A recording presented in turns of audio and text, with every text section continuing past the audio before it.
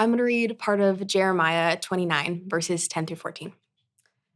For this is what the Lord says: When 70 years for Babylon are complete, I will attend to you, and I will confirm your promise concerning you and restore you to this place. For I know the plans I have for you. This is the Lord's declaration: plans for your well-being, not for disaster, to give you a future and a hope. You will call to me and come and pray to me, and I will listen to you.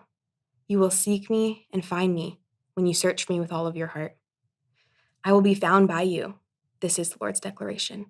And I will restore your fortunes and gather you from all the nations and places where I banished you. This is the Lord's declaration. I will restore you to the place from which I deported you.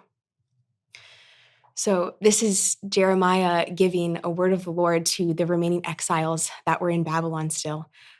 These exiles are people who had suffered a great loss. They had been taken from their home, from their culture, some people from their families, and they were suffering and they were hurting.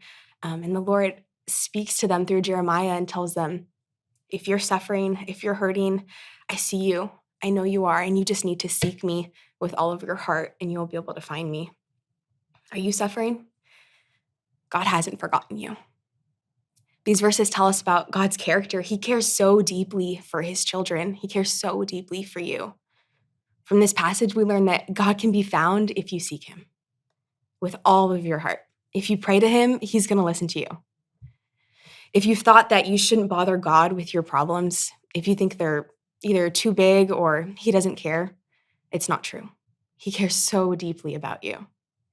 God desires to hear from you, and he tells us that he can be found if he's just sought. Jesus tells us this again in Luke 11:9.